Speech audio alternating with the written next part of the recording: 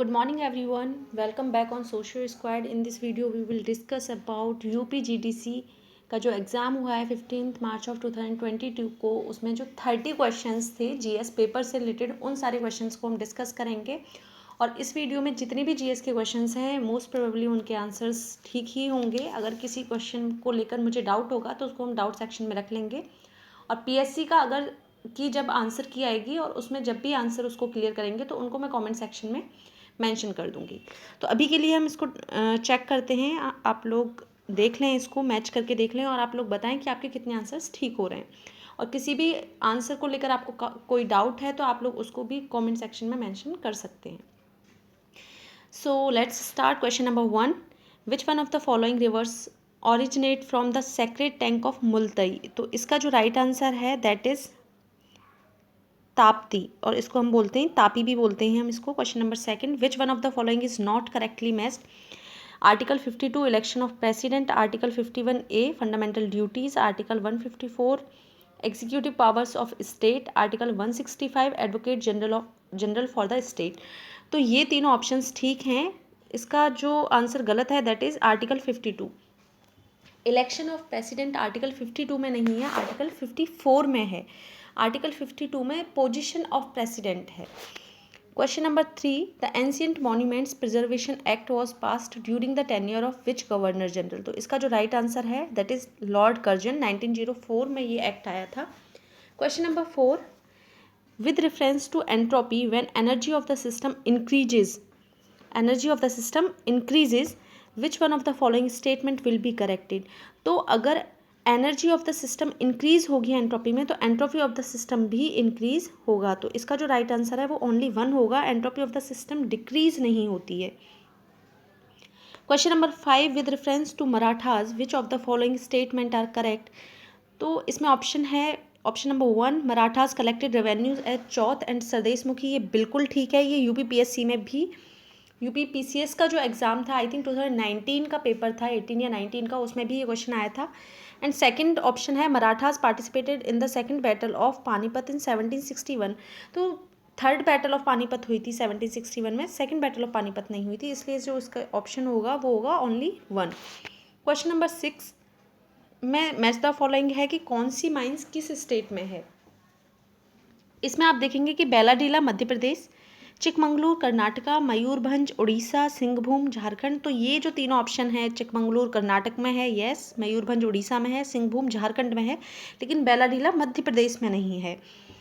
अब question number 7 पर आ जाते हैं। The average age of 50 students in a bus is 20 years when the age of conductor is included. The average age is increased by 1 year. The age of the conductor, ये average mean का question है और इसका जो answer है वो होगा 71। आप लोग इसे सॉल्व कर लें, बहुत ही सिंपल सा क्वेश्चन है ये। Question number 8, article 19 clause 1G of the constitution protects the right of every citizen of India to practise any profession of business. Fundamental right है ये बिल्कुल ठीक है। There is no fundamental right to carry on the business of intoxicants under article 19(1) of the constitution. देखिए मैं इस question को doubt में रखूंगी क्योंकि इसका जो इंटरप्रिटेशन है उस पर डिपेंड करता है, इसलिए ऑप्शन 1 तो बिल्कुल ठीक है ही। ऑप्शन 2 को लेकर मुझे थोड़ा सा डाउट है, इसलिए मैं इसको डाउट में रखूंगी और इसका इन दोनों में से कोई भी आंसर हो सकता है। अब बात आ जाती है विच of the following numbers will replace. तो इसका जो राइट आंसर होगा 41। ये बहुत ही सिंपल सा क्वेश्चन था। आप 22 24 को प्लस करेंगे 46 आएगा, 42 27 को प्लस करेंगे 69 आएगा, 38 और यहाँ पर क्या हो जिसे प्लस करने के बाद 79 आए, तो 79 में से आप 38 माइनस कर दीजिए, 41 आंसर आ जाएगा। ये इस तरीके से सॉल्व होना था। Question number 10, hydrogen fuel cell vehicles produce which one of the following chemicals as exhaust. तो इसका राइट आंसर है water. Who among the following were associated with the formation of Swaraj party. 1923 में इसका फॉर्मेशन हुआ था और इसका राइट आंसर होगा CR दास और मोतीलाल नेहरू।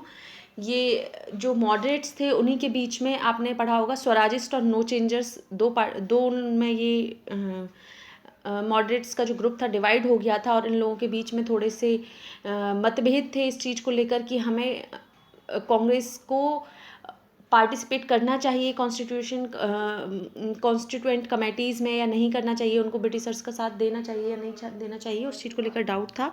तो ये क्वेश्चन उसके ऊपर डिपेंड करता है। Question number 12, given below are two statements, one is labeled as assertion and the other is labeled as reason. तो assertion और reason का ये question है जिसमें assertion है river Narmada makes delta at the mouth, तो ये बिल्कुल गलत है। रिवर नर्मदा डेल्टा नहीं बनाती है, रिवर नर्मदा बनाती है एस्चुरी। क्या बनाती है? एस्चुरी, ठीक है। और एस्चुरी बनाती है और ये एक ऐसी रिवर है जो कि ईस्ट टू वेस्ट फ्लो होती है और अरेबियन सी में अपना वाटर ड्रेन करती है। नर्मदा, तापी, साबरमती, आपने इन रिवर्स के बारे में पढ़ा होगा।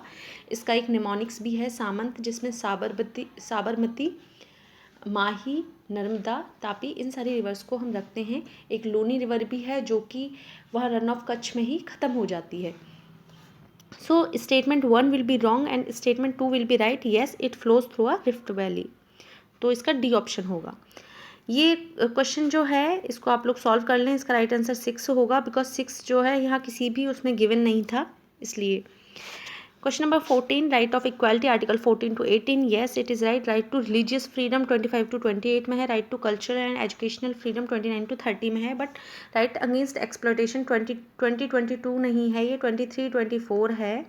आपने उसमें पढ़ा होगा कि उसमें ह्यूमन ट्रैफिकिंग से रिलेटेड और चाइल्ड लेबर से रिलेटेड एक्ट्स हैं। Question number 15, with reference to Aero India 2021, which of the following statement are correct? It was organized in Bengaluru. Yes, this is absolutely correct. Delegates from 55 countries participated in it. तो ये ठीक नहीं है, इसमें 14 plus countries थी, उन्होंने participate किया था। इसका ऑप्शन नंबर 1 करेक्ट होगा। Only 1 will be correct. Next question पर आ जाते हैं फटाफट से हम। Consider the following statements and select the correct answer. देखिए इसको लेकर भी काफ़ी डाउट है, बट मेरा जो मानना है, there are 1028 versions of the Rigveda. ये 1028 वर्जन्स नहीं है, ये हाइम्स हैं, सूक्तियाँ हैं ऋग्वेद में।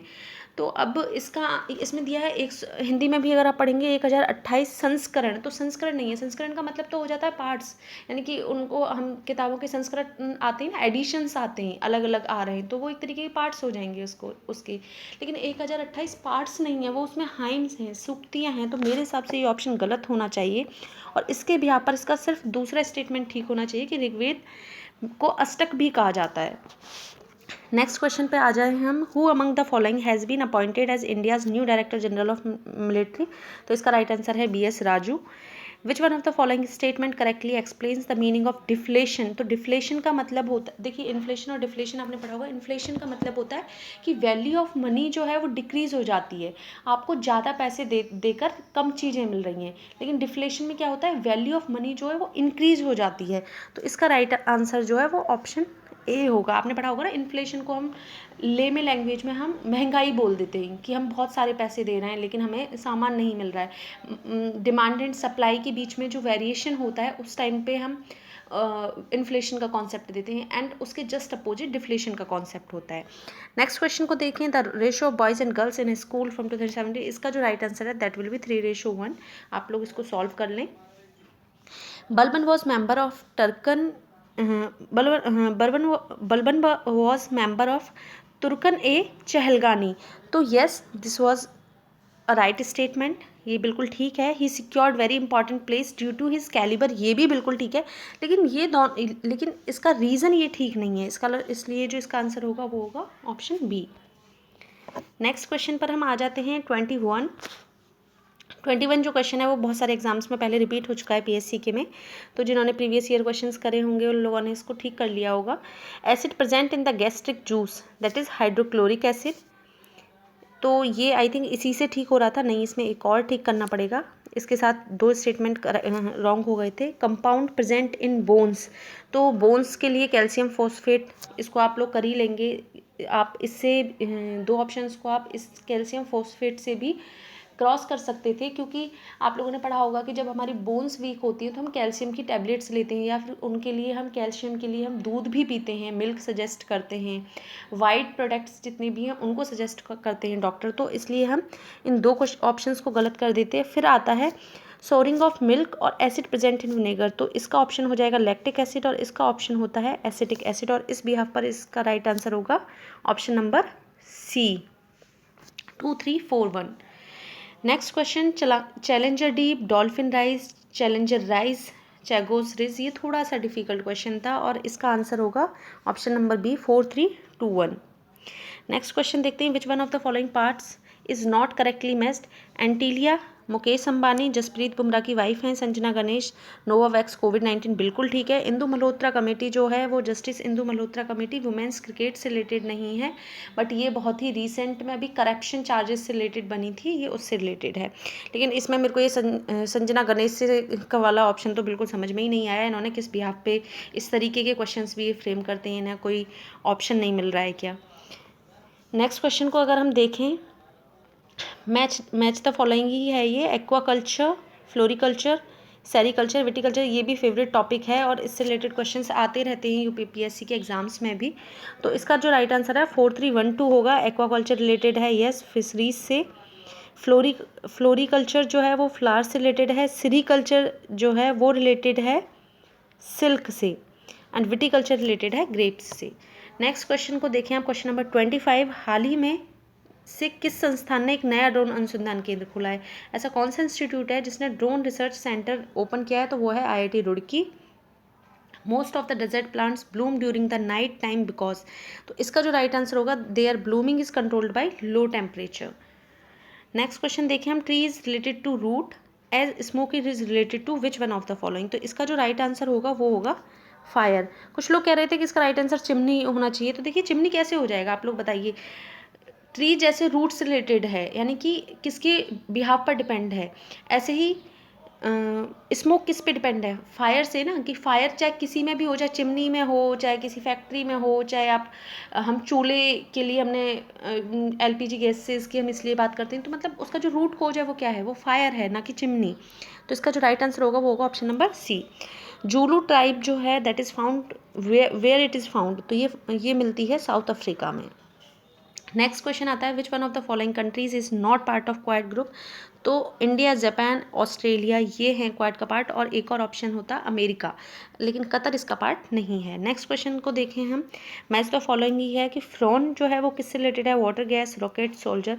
तो देखिए आपको कुछ भी नहीं पता होगा तो मुझे लगता है कि रॉकेट फ्यूल सबको पता होता है कि उसमें लिक्विड हाइड्रोजन होता है, जो आपने कभी देखा भी होगा। हम नॉर्मली भी बचपन में हम देखते थे कि रॉकेट जा रहा है तो उसमें से पीछे से वाइट वाइट सा धुआं निकलता है, दैट इज़ लिक्विड हाइड्रोजन ही होता है वो। तो अगर आप इसको भी देखें और ऑप्शन सी से 1 को करेक्ट करें, ऑप्शन सी से 1 को करेक्ट करें, तो भी आप इस क्वेश्चन को ठीक कर जाते।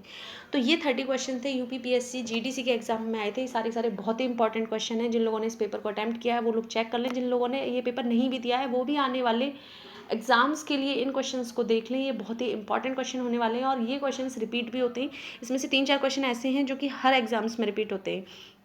फिर चाहे वो एग्रीकल्चर वाला क्वेश्चन हो, विटिकल्चर, सेरिकल्चर वाला, फिर चाहे वो हाइड्रोक्लोरिक एसिड एंड मिल्क में लैक्टिक एसिड होता है, इस पे बेस्ड क्वेश्चन हो। ये क्वेश्चंस बहुत ही नॉर्मल क्वेश्चंस हैं, हर पेपर में रिपीट होते हैं। आप लोग देख लें। आई होप आपका ये पेपर बहुत अच्छा गया हो, आप बहुत अच्छा स्कोर कर रहे हो।